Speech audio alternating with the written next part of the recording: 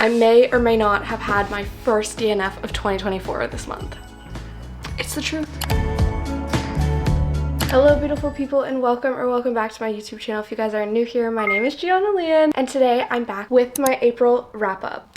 I had a very decent month, you guys, but we had a very wide range of books. I don't know why I was in such a sporadic mood to be picking up so many different books and different styles of books. I don't know. We're gonna get into it, but today is my reading wrap up for the month. We're at the end of April, going into May. So a lot of these books I wanted to go for more like fluffier reads, kind of get myself excited for summer, throw in some other books that I've been meaning to read and didn't necessarily like. It's just a whole lot, but we're gonna get into that. But first I wanted to address obviously the elephant in the room here. This is gonna be in a whole video coming. I made the decision that I'm gonna take a break from my lashes. If you guys are not new here, I had lash extensions for like 3 years. I went through a whole bunch of different stages and phases of different lash extensions, and it was a mess. So I've decided to take a little break. I feel like I don't look like myself. So if you guys realize anything different, I took my lashes off. If you didn't and you're new here, hello. This is your first time seeing me, so you don't even know what I'm talking about, but subscribe so you guys can join the family. Anyways, going for a little bit of statistics really quickly. I did read 8 books in the month of April. Surprised myself over here. I read 5 physical books, listened to 2 audiobooks, and then I DNF'd 1 book.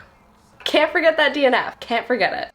The first book I should say I finished is really good, actually, by Monica Heisey. I started reading this book, I want to say the middle of March, and I just could not finish this book. I don't know what it was. This book I ended up rating it 1 out of 5 stars. 1 stars, you guys. And the only reason I rated it at all was because I finished it. So it deserves that 1 star. I don't want to show too much hate to this book, but there wasn't a lot going on and there wasn't a lot of character growth. And with a book like this one, I feel like there should have been a lot of character growth, because we follow Maggie and she basically got divorced after literally being married for like a few months. Literally a few months after she got married, she got divorced. She doesn't know where to go from her life from now. She's just very all over the place, kind of hitting rock bottom, just doing a lot of things that 1, I didn't really agree with, and 2, there was no growth. And I understand that in a story, not every story should be, oh, I'm at rock bottom and then I go all the way to the top and everything's okay. I know that, but it just was really annoying to read with no growth, if that makes sense. That was my biggest downfall with this book, is I just needed that character growth, and it made me not like the main character at all, and other things that she did that she thought was okay, it just wasn't. Also, might I mention, she's like 30 years old, and a lot of the things she was just doing were very immature, and that is one of my biggest book icks with characters, is when they're just so immature. If they're in their like early 20s, mid 20s, sure, they're still growing up, but when you're 30, I feel like you're becoming an adult, and now some of the immature things that you've been doing are just immature at that point. So I really did not like this book. Even the writing, I tried listening to this on audiobook with reading along with it too. That was the only way that I could push through and finish this book. Once I did, I knew I was never gonna think about this book ever again. Truly, I don't recommend this book for you guys, but if you want a very boring literary fiction with a character that goes nowhere,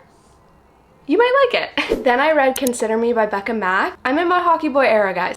Hockey romances are what I've been interested in picking up lately. I picked up this one. It was a very anticipated read for me. If you guys watched my other videos, you know how much I wanted to pick this book up, and I just was holding off for no reason, because I rated this a 5 out of 5 stars. I really enjoyed this. I did annotate like a lot of this, but my only critique, and it's a 5 stars, so I shouldn't have a lot, right? But my only critique is that it's a 550 page romance, and I don't know if that's like a normal thing or like a good thing, but to me, I feel like it just got dragged out a little bit. Like some of the conversations, some of the scenes, they just did not need to be that long, or some didn't even need to be there. It just felt a lot, and I feel like the ending was kind of rushed. After 550 pages, I feel like the ending, we just needed a little bit more. That's my only critique, but other than that, it was amazing. I loved the vibes that we got from this. We follow Carter and Olivia, and Carter's like a very big NHL player, and he's known for just like hooking up with anyone. He even has an apartment that's near the arena, so that after his games he can pick up a girl and bring her back to his apartment and hook up with her, and then he's notorious for just kicking them out. Like, he doesn't do relationships. Like, he is not a good character from the start, and I remember absolutely hating him. Like, even in some of my annotations, I just remember being like, you're not off on a good start with me, let's just say that. So that's Carter. And then Olivia, she's a teacher, she loves her job, she loves kids, like she's just an overall very caring person, and she gets caught up with Carter, and she doesn't like hockey boys like at all. Her best friend is obviously dating one, so that's how how she winds up getting to know Carter and being in his life, kind of. I don't know. It's kind of random, but that's kind of how their worlds collide and things just go from there. A lot of trust is shown in this book, a lot of taking chances and taking risks for people that you could love and just giving things a chance. So that was one of the things that stood out to me a lot about this book that I really enjoyed. I do recommend this book no matter how chunky it is because I truly enjoyed it and I got a lot out of it. I feel like if I were to read this book and I'd be like, okay, this was cute, extremely spicy, but I didn't get anything from it, then I would be like, okay, kind of a waste of my time. But that was not it for this book, so I feel like that makes the length justifiable. But this is the first one in the Playing for Keeps series, I'm pretty sure. I could be so wrong on that series name. I will be picking up the second book in the series as soon as I'm off my book buying ban. Then I read Paper Princess by Erin Watt, and this book surprised me, you guys. I enjoyed this so much more than I thought I was going to. Ugh, it's a darker romance, and I haven't picked up one of those in a while, so it was a nice breath of fresh air for me. I forgot how much I love darker romances, and this one was good, especially if you love like that old money aesthetic, rich people problems. That would be my biggest recommendation to you guys if you guys are interested in that whole vibe. I did end up rating it a 4 out of 5 though, and you guys could see all my thoughts from beginning to finish in my reading vlog that I just posted. And if you did watch that, you'll know why I rated it a 4 out of 5. It was just the ending, guys. It was just the ending. Everything was going so perfectly. I literally read the book in under 2 days because I was just so hooked to it. I didn't want to put it down. The characters were everything in this. The writing was everything. I literally felt like I was transported into the royal mansion and I was one of them. That's how good the description was of the settings and just like the vibes that were going on. But anyways, a little bit of backstory if you have no idea what this book is because it's just becoming popular. So we have Ella, which is our main character, and let me just say I absolutely loved her. She carried this book for me.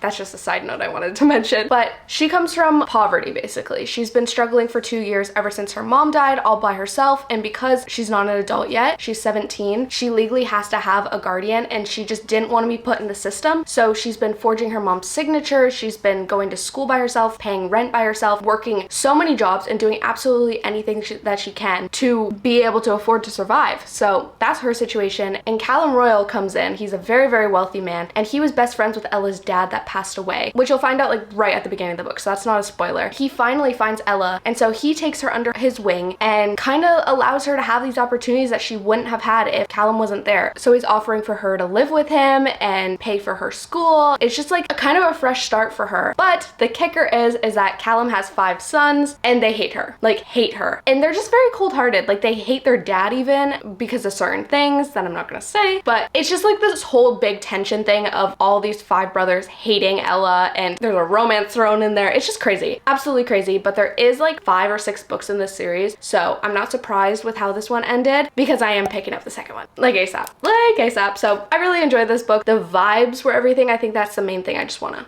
point out to you. So I would recommend this book 100%. I'm so sorry if this lighting has been so weird this whole entire time. I'm extremely pale, so I'm not surprised if the exposure is like going up and down, so sorry. Let's talk about the best book I've ever read in 2024 so far. I've been dying to tell you guys about this book since I finished it. Daisy Jones and the Six by Taylor Jenkins Reid. Infinity out of 5 stars. I wrote down 5 stars on my Goodreads and everything, but infinity out of 5 stars. I cannot tell you the last time I've been that obsessed with a book, that obsessed with characters, that obsessed with rock bands. Like before I picked this book up, you guys have told me I need to read Daisy Jones and the Six. Everyone's been telling me I need to read Daisy Jones and the Six, and that was the one Taylor Jenkins Reid book, because I've read a lot of her backlist, that I said, meh, I'm not really interested, I'm not gonna read it. I was very like closed-minded about it. I decided to listen to the audiobook because I hear that it's one of the best audiobooks out there right now. Like everyone is raving about it, so I was like, okay, I'm just gonna give it a try. I put on the audiobook. I'm not even kidding. I finished it in a little over 24 hours. I was obsessed. Like this book is the best book I've ever read of 2024 so far. But if you don't know anything about what I'm saying or the book I'm even talking about, we basically have like the rock band aesthetic of like the 60s, 70s. I'm pretty sure that's the timeline. I could be wrong. But first off, we get those vibes already of that way of living back then, and just, oh, it's so good. The band starts out with the Dunn brothers, and it's a group of guys. It's basically their evolution of starting from nothing and like saying, let's start a band, all the way to becoming the #1 band in the world, which is so good. Like even explaining it to you guys right now, I'm thinking back to everything that happened and I'm like, It was so good. But along the way, there's obviously those rising up and downs of being in fame and like drugs, money, and strip clubs and everything like that. As things go on, they're rising to the top. That's when Daisy comes in, and that's when they were named Daisy Jones and the Six. I'm not gonna say too much. I mean, there's nothing I could really spoil about it, but I'll just leave you guys to pick it up, see how you like it, because it was honestly my favorite. And I was even crying. Like, I was literally tearing up at some parts because some people are just so pure in that book and deserve the world, which made me really sad. If you know, you know who I'm probably talking about. But loved the book. There's nothing else I can say about it. Infinity out of 5. It's just perfection. There's nothing bad I can say about that book. Not a single thing. Then I listened to The Teacher by Freida McFadden. I love Freida McFadden. I've read a few books by her now, and she's just a really good psychological thriller author. It's my go-to to recommend to people. So I've been hearing a lot of rave about this book, and I just wanted to pick it up and see how it is. Like, you know, see what everyone's saying about it. And it wasn't my favorite. It wasn't my favorite, sadly. I ended up rating it a 3 out of 5. It just, like, I feel like she has so many other better books, and this one just fell extremely flat. I honestly couldn't even explain the synopsis to you guys for this one because I don't know. I still can't figure it out. But I feel like that's how Freida McFadden books are. Like, this one, I just went into it blind and saw what happened. That's about it. It was a very mad book overall for me, and I feel like it just wasn't for me. I feel like it was a very good psychological thriller, and I didn't guess the ending, and I was surprised about a lot of things that happened, but it just wasn't the type of book for me. It does deal with like student-teacher relationships, and I'm just not vibing that situation. I know some people love that, but just for me, it's just not what I like to read about. I think maybe that's what threw the book off a lot for me. I'm just saying go into it blind if you guys want to read it. So do I recommend it? Yes and no. For me, and if anyone has very similar book taste to me, I don't think you're gonna like it. But if you do and just want a very fast-paced psychological thriller, sure. So that one's kind of in the middle. Then I read Heartless by Elsie Silver. I still tear up every time I think about this book because it was so freaking cute. I rated this a 4 out of 5. Absolutely loved this continuation of the Chestnut Spring series. I now know I am fully obsessed with this series, and I'm so excited to just finish it and hear every single couple's story. It was perfect. But because I'm being harder on my ratings, and the biggest thing, one of the most like common tropes ever happened in this, and I didn't like it, but the way that Elsie Silver did it made me like it, so that's why I got a 4 and not a 5. In the second one, we follow Cade and Willa, and if you knew Cade from the first book, he's very grumpy. He's just very cold-hearted, wants to take care of everyone, but won't take anything for himself. That's just how he grew up. And then we have Willa, which is my favorite character ever. I think she's like easily top 3, one of my favorite characters I've ever read about. She just was everything. She was a complete badass. But she doesn't take anyone's crap. Anyone. And she just kind of goes through life with just floating around, like wherever the wind blows, she goes, and whatever happens, it happens. She doesn't really have like a plan or anything. So they're obviously complete opposites, and Cade does have a little boy. And so the whole thing and why they even know each other is because one, she's Summer's best friend, which was our couple in the first book. Summer and Rhett. Yeah, Summer and Rhett. So Summer and Willa are best friends. When Cade's looking for a new nanny, she's like, oh, my best friend can do it. And so that's when their worlds collide. And can we just talk about Luke for a second, the little boy, Cade's son? So freaking cute. He is such a pure little soul, and he's so adventurous and just everything. The book was just extremely funny. It was pretty spicy, but we have a little bit of slow burn going on in there, you know? Like, it wasn't just like all spiced right from the jump, but when we did get the spice, it was pretty spicy. Can't lie. So it was just everything. And if the ending situation didn't happen the way it did, I definitely would have rated this a 5 stars. It just couldn't get over that. So I don't know. I do recommend it. And also, like, Elsie Silver's writing, come on. I love her writing and just the whole series alone. So if you haven't picked up the series, or you haven't even like known about it, you didn't know, I really recommend, especially with the time we're in right now of like going into summer. I feel like it's the perfect summer series for you guys to pick up. Now we have my DNF, sadly. And I'm not going to talk a lot about this one because we have Bones by Jen Dixon, and it is a memoir, and I hate rating memoirs, and I normally just put on a rating for the sake of me doing these videos and telling you guys my rating for it, but I did DNF it, and that's only because it just wasn't for me. And that's all I really want to say about it, because it is my opinion, and that's really the only reason why I didn't end up finishing the book, is just because it wasn't for me. And plus, some of the things that were talked about in it were extremely triggering for personal reasons, which I knew going into the book, because obviously you can read the title, like, it's no surprise that there's gonna be these things talked about, but I think it's just the way that the author was telling it, it became a little bit triggering for me personally, so I DNF'd it for my mental health sake. I sadly DNF'd that. It was my first DNF of 2024, but I still think it could be a beautiful story. I could not push through to read it. And lastly, we finished off our month reading If Only I Had Told Her by Laura Nolan. This was a very anticipated release for me, you guys. I literally went to the bookstore to pick it up the day it released because I was so excited, and it surprised me. I enjoyed this a lot more than I thought I was going to. I rated it a 3.5 out of 5 stars because I did enjoy it more than If He Had Been With Me. That book was very just meh to me, and when I looked at that book, the only thing I thought was overhyped. The book community hyped that book up so much, and the only good part of it was like the last 50 pages of it, and the rest was just, I felt like a waste of my time. So that book was just very meh, so I was nervous to go into this one because I didn't really like that one, but it surprised me because, hear me out, it's the continuation of If He Had Been With Me, but we get a little snippet of Finney's POV, which if you know from the first book, like that's very crucial. Like us getting that changes everything. We kind of get like a little tiny summary of the months that him and Autumn kind of reconnected. We get that summary all the way up to the last page of If He Had Been With Me, all from Finney's point of view, which we needed in the first book, if I'm being honest. Anyways, then the last remainder of the book is split between two POVs, which is Jack, Finney's best friend, and Autumn, which from the first book you know who Autumn is. And so I'm not gonna lie, after I finished reading Finney's POV, which all my reactions and all the clips of me sobbing are in my reading vlog that I just posted of you guys choosing what I read for a week, but like after I finished Finney's POV, I'm not gonna lie, I was bawling and I thought I cannot finish this book because I don't know if I can handle hearing the rest. But then after I moved into Jack's POV, I got to, one, know a lot more about him because I don't remember him in the first one, and second, the way that Laura Nolan talked about grief absolutely knocked my socks off. Like she did such an amazing job representing how each person can go through grief in completely different ways, all the stages of grief and how people are dealing with them. It was just beautiful. I know a lot of people that have read this and rated it were like, I don't understand why Jack needed a POV, or that was kind of pointless, but it wasn't in my opinion because of that depiction of grief. It was so perfect. So Jack was one of my favorite POVs, I want to say, which surprised me. And then Autumn's POV obviously wraps up the whole entire story, and that one was rough too, but a lot of growth, a lot of growth throughout this book, and it was so good. I don't really want to get into kind of what was going on in the book because it is the second one and it's the continuation of it from the last page that happened and If He Had Been With Me. I'm just telling you guys my feelings and thoughts toward it so that I don't spoil anything. Hopefully I didn't spoil anything. During the reading vlog, it was so hard for me to even talk about this book because I felt like I was just spoiling everything.